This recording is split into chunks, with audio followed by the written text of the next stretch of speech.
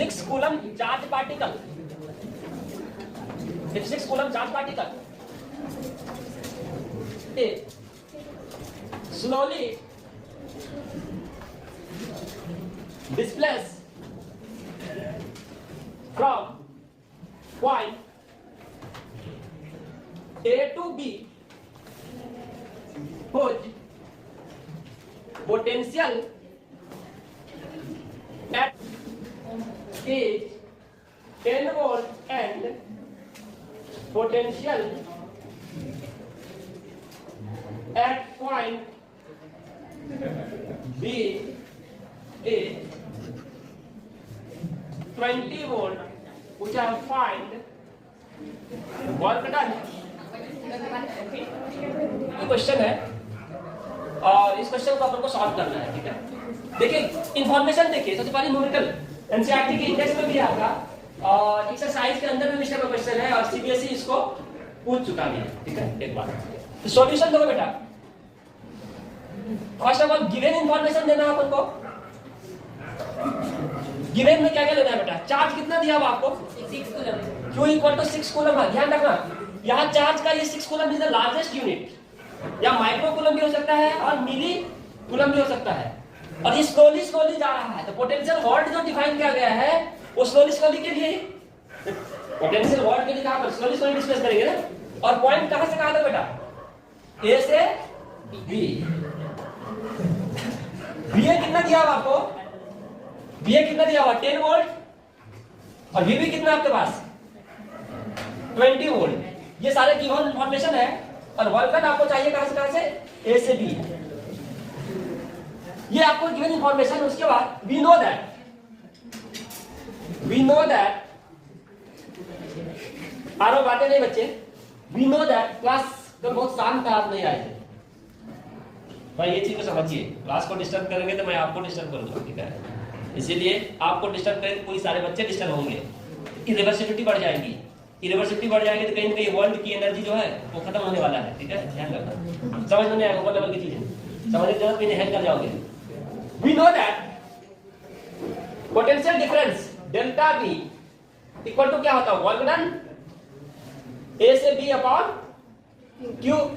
तो work done A to B equal to क्या हो जाएगा? Q into final minus initial, V B minus BA.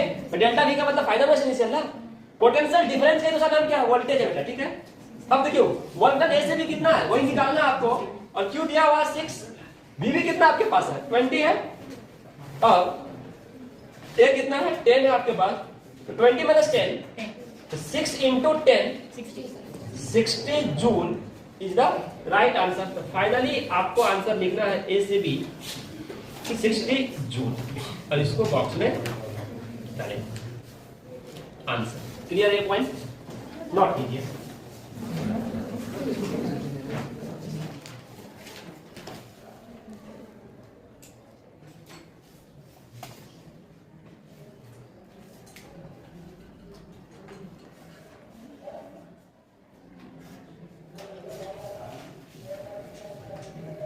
Stop कर दो, स्टार्ट होगा। सर्किट,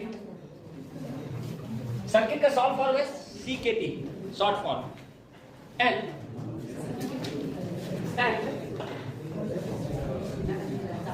सर्किट एलिमेंट,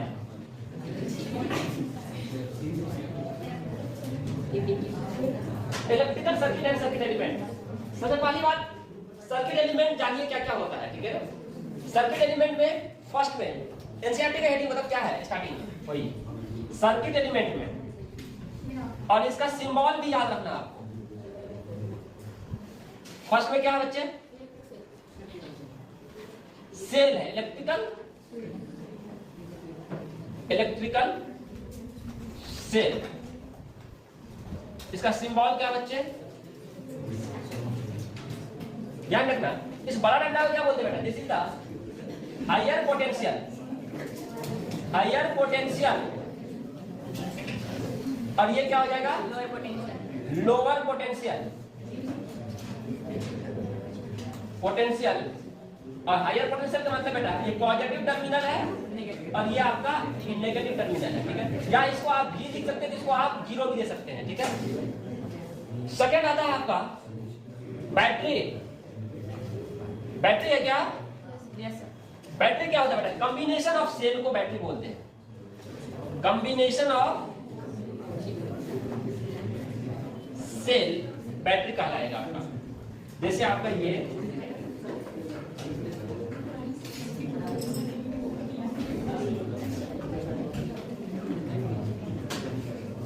क्या कहलाएगा? बैटरी। थर्ड वाली था switch, open switch.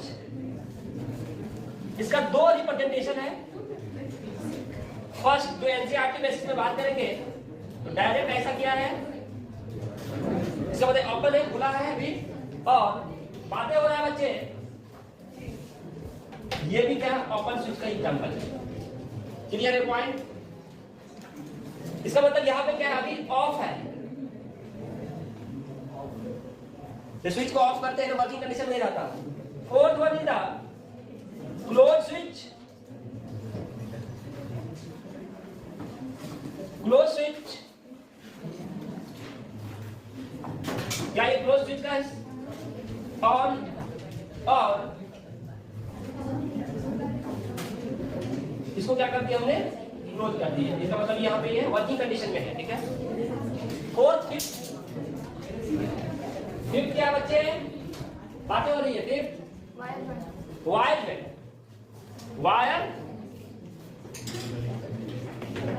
Wire joint का दूसरा नाम क्या है? जंक्शन भी है। अब इस जगह पे करंट की क्या होती है? डिस्ट्रीब्यूशन होता है, ठीक है। जैसे मान लीजिए आपका ये वायर है, इसके ऊपर आपने दूसरी वायर को क्या किया? हमने ज्वाइंट कर दिए। यहाँ पे I1 करंट जा रहा है, यहाँ से I2 क्या हो रहा है? आ रहा है, ठीक है। ये जंक्शन है, ज्वाइंट बोलिए या जंक्शन। एट जंक्शन क्या होता है? Distribution of current. करंट की डिस्ट्रीब्यूशन होता है यहाँ पे, ठीक है। Sixth wire crossing without joining. Wire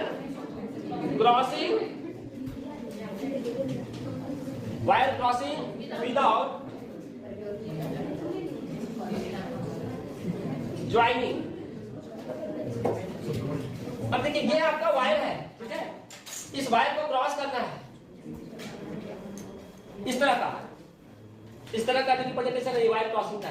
जैसे एक वायर है, मान लो इसको क्रॉस करना है, चला या इसे क्रॉस करना है, ठीक है। टच नहीं कर रहा, क्रॉस करके इसके ऊपर से जा रहा है, इसका मतलब ये ऊपर से निकल जा रहा है। क्लियर है ये पॉइंट? अब इसमें करंट जो है अलग अलग रहता है, ठीक है। अब seven electric bulb. Electric bulb का सिंबल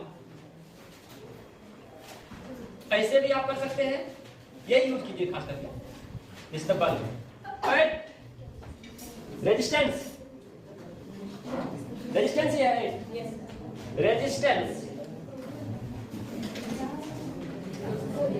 इंपॉर्टेंट सर्किट एलिमेंट है।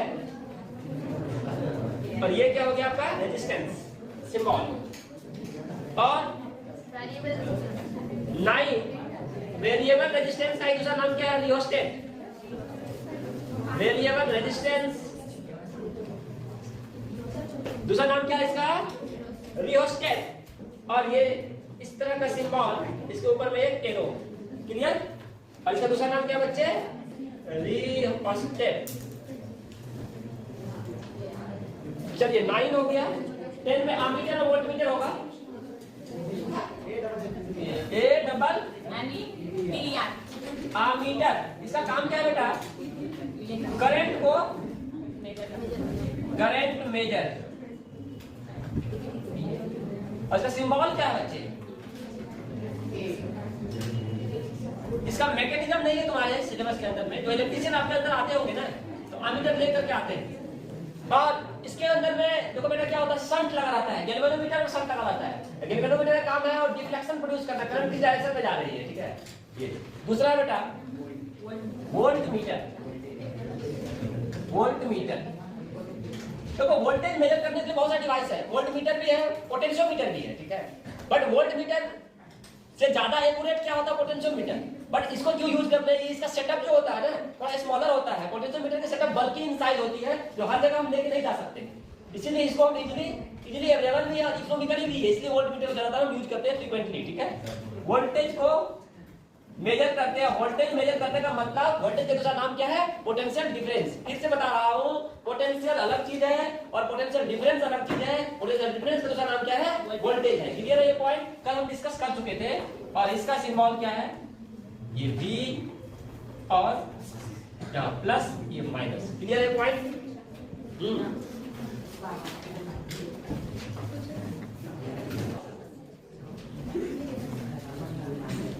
बैटरी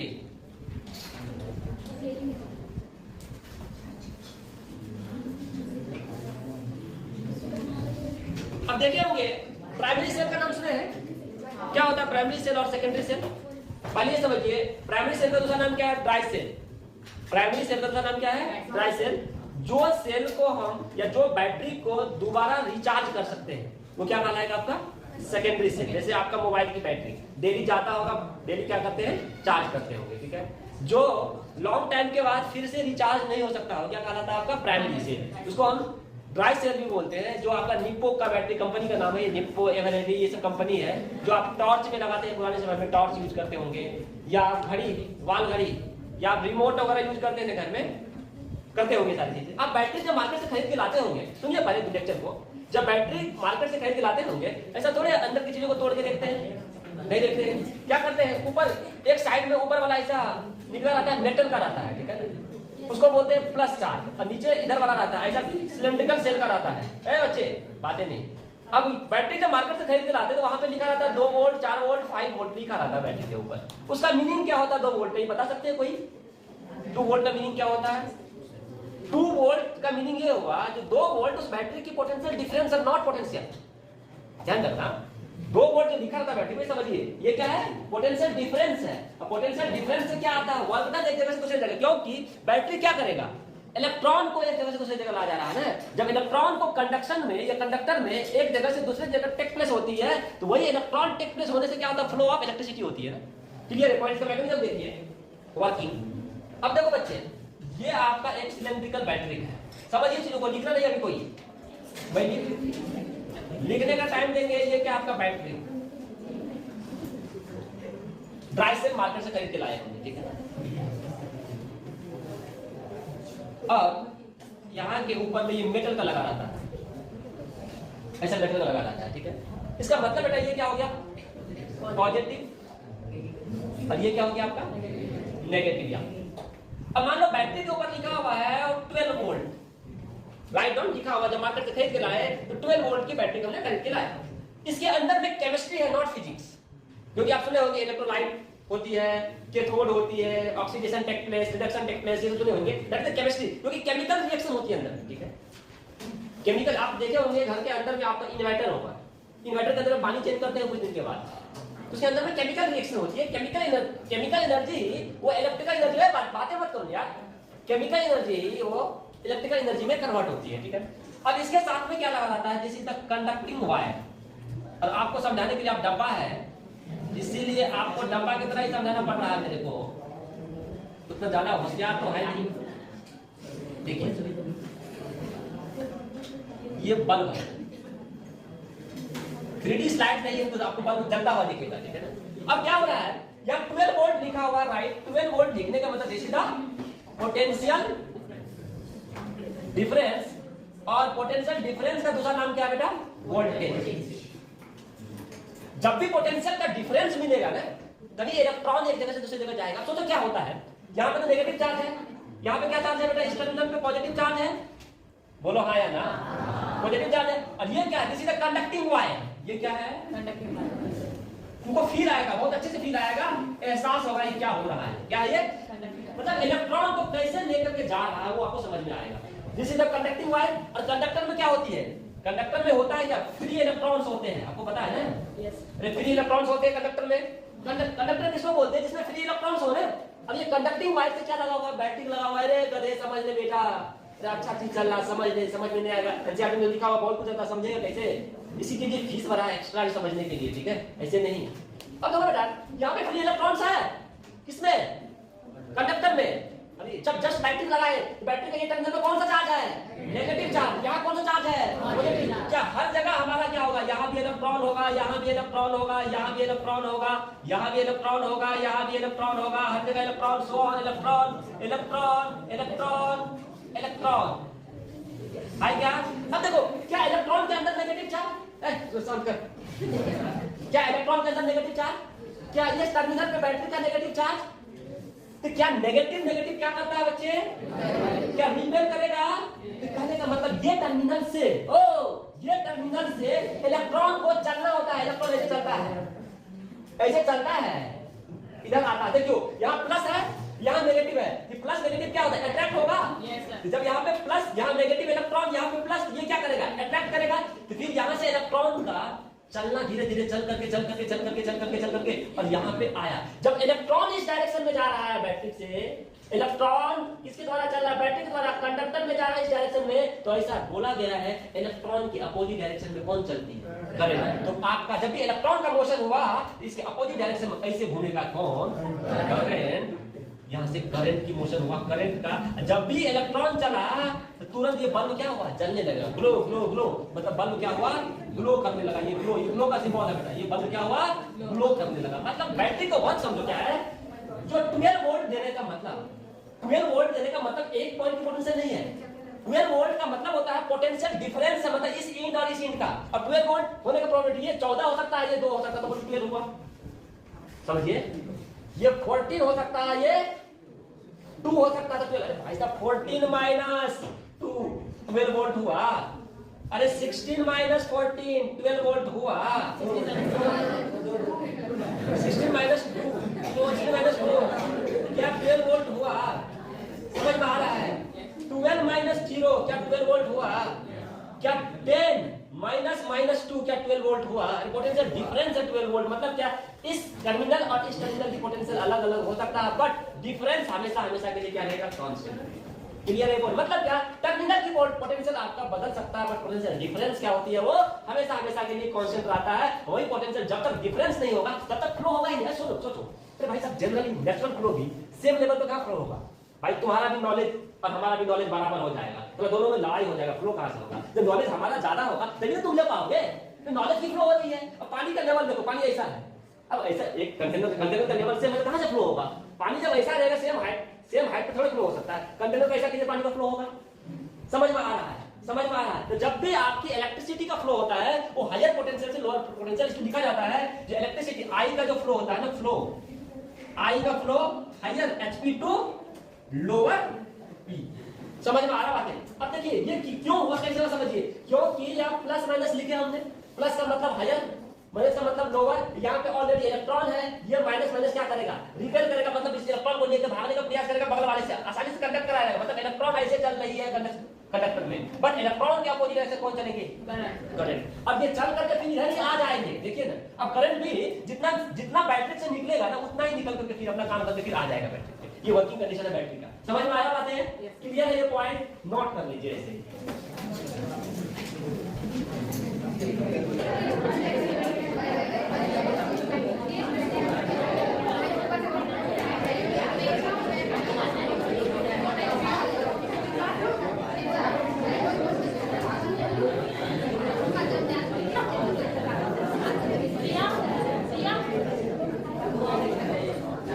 चलिए क्या क्या पढ़े अभी बच्चे? सर्किट एलिमेंट पढ़ लिए, सर्किट एलिमेंट पढ़ लिए, वर्किंग ऑफ बैटरी पढ़ लिए, वोल्टेज और पोटेंशियल डिफरेंस समझ में आ गया, इसका यूनिट समझ में आ गया। अब हम स्टार्ट करने जा रहे हैं लूप एंड जंक्शन। अभी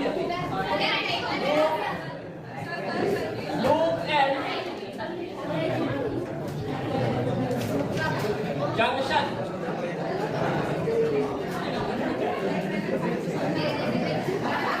loop and junction, loop and junction. देखिए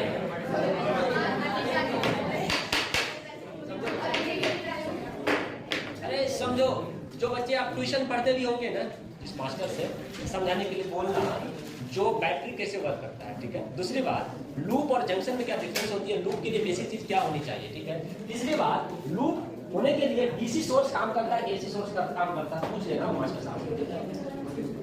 लगता हुआ प्राइवेट ट्यूशन या मतलब के टीचर के द्वारा क्या दिया जाए दिक्कत नहीं पता चलेगा ना। इसलिए शांति सुनो तुम। पहली बात लूप जो है बेटा, अब दो तरह का सोर्स काम करेंगे जनरली, उसे बहुत तरह का सोर्स होता है। अरे रे बच्चे सुनो ना बच्चे, ऐसे काहे वातावरण करके रखा है जो मेरे को मजबूर कर रहा है उसको समझने के लिए। सोर्स देखो, सोर्स सर्किट एलिमेंट तीन तरह का काम करता है बेटा। लूप समझने के सर्किट एलिमेंट जो आपका होगा, जो एक होता है बेटा रेजिस्टर, इसका सिंबल आप देखें। दूसरा होता है बेटा कैपेसिटर, जो कि आपको इलेक्ट्रॉनिक्स डिवाइस में लगता है, जो मोबाइल वगैरह है ना, मोबाइल की सर्किट या लैपटॉप सर्किट सर्किट, या आप कंडेंसर का नाम सुने होंगे, जो पंखा कम चल रहा है कंडेंसर लगा दो, कंडेंसर जस्ट लाइक का कैपेसिटर, वो एनर्जी को स्टोर करके रखता है। कैपेसिटर का सिंबल जो होता है ऐसा होता है, ठीक है। ये इलेक्ट्रिकल एनर्जी को, इलेक्ट्रिक फील्ड की एनर्जी को स्टोर करके रखता है, ये ताकत बढ़ाता है डिवाइस को। थर्ड आता है बेटा इंडक्टर, इसमें मैग्नेटिक एनर्जी होता है बेटा स्टोर। इंडक्टर इसका सिंबल है ऐसा। ये मेन सर्किट एलिमेंट काम करता है। और सोर्स जो हम यूज करते हैं सर्किट के लिए, लूप के लिए, एक तो डीसी सोर्स है जिसको डायरेक्ट करंट हम बोलते हैं डीसी, और एक होता है बेटा एसी अल्टरनेटिंग करंट। अल्टरनेटिंग ऐसा नहीं घर में एसी लगाए वो एसी। जो आपका होम सप्लाई है, घर होम सप्लाई जो होता है बेटा, वो कौन सा है बेटा? एसी है। और जो डायरेक्ट करंट है, जो बैटरी, जो कार की बैटरी वगैरह है ना, वो क्या है आपका डीसी सोर्स है। क्लियर है पॉइंट? डीसी का जो सिंबल है इस तरह से डीसी का सिंबल होता है, और एसी का जो सिंबल है ऐसा कुछ एसी का सिंबल होता है, ये प्लस और ये माइनस, ठीक है। इंडियन स्टैंडर्ड में 220 वोल्ट और 50 हर्ट्ज लिखा रहता है। और ये 220 वोल्ट का मतलब क्या बोलते हैं? 220 वोल्ट की झटका, 40 वोल्ट की झटका, ठीक है। ये अलग हम समझेंगे ईएमआई में, मतलब इलेक्ट्रोमैग्नेटिक इंडक्शन के अंदर हम समझेंगे कि क्या होता है, कैसे। अब देखिए लूप से जस्ट लाइक लगता है क्या, जैसे मान लीजिए ये एक रेजिस्टर है। रेजिस्टर क्या होता है? जस्ट लाइक जो आपका वर्किंग कंडीशन में बल्ब, फैन, ट्यूबलाइट, ये सब क्या है? रेजिस्टर की तरह काम करता है। रेजिस्टर का बेसिक मीनिंग ओम्स का पढ़ने के बाद समझ में आएगा। ये करता है क्या? करंट की फ्लो को अपोज करता है, ठीक है। उसको हम देखेंगे, रेजिस्टर प्रूफ करेंगे, रेजिस्टर आया कहां से, ओम्स लॉ के स्टेटमेंट देखेंगे वो कल के लेक्चर में। ये रेजिस्टर हो गया। रेजिस्टर के साइड में ये क्या लगा हुआ है? This is the conducting wire, ठीक है। और कंडक्टिंग वायर के साथ में हमने क्या लगाया आपको? एक बैटरी, ये सोर्स। जब तक हम सोर्स नहीं लगाएंगे ना, तब तो रेजिस्टर जो वर्क कैसे करेगा। अब रेजिस्टर की जगह पे हमने कैपेसिटर भी रख सकते हैं, इंडक्टर भी रख सकते हैं, बट एक रख करके समझते हैं। और ये कंप्लीट ये क्या है? कंडक्टिंग वायर है। ये कंडक्टिंग वायर है, और ये वर्किंग कंडीशन में तभी हो सकता है जब ये पूरा का पूरा क्लोज रहे। ऐसा नहीं कहीं से कहीं हमारा ब्रेक हो जाए। जब भी ब्रेक हो जाए, कनेक्शन फेल हो जाएगा, तो आपका रजिस्टर काम करना बंद कर जाएगा। मान लो ऐसी वायरिंग यहाँ से आया, कहीं से आया होगा वायरिंग, यहाँ से कहीं में कोई फॉल्टी आ गया होगा उस स्विच के अंदर में, आपको वर्किंग कंडीशन नहीं होगा, कहीं ना कहीं यहाँ पे करंट की सप्लाई क्या हो गया है ना, बंद हो गया। समझ में आ रहा बात है? सप्लाई बंद हो जाता है वहाँ पे। जैसे यहाँ पे मान लो अभी ये वर्किंग कंडीशन में है, नहीं है। जब इसको हम जोड़ेंगे जब तक नहीं ना वर्किंग कंडीशन में, तब तक नहीं हो सकता। क्लियर है पॉइंट? इसीलिए क्या बोलते हैं हम? लूप। तो लूप का मतलब जैसे ए से स्टार्ट हुआ, ए बी सी डी और ए पे पहुंचना है। तो लूप स्टार्टिंग देखिए, ए से स्टार्ट हुआ, अब घूम करके फिर ए पे पहुंच रहे हैं, ठीक है। Loop A B C D A, ठीक है। इसीलिए इसको लूप के फॉर्म में भी करंट का फ्लो होता है। क्लियर? सिमिलर होगा जंक्शन। जंक्शन क्या होता है?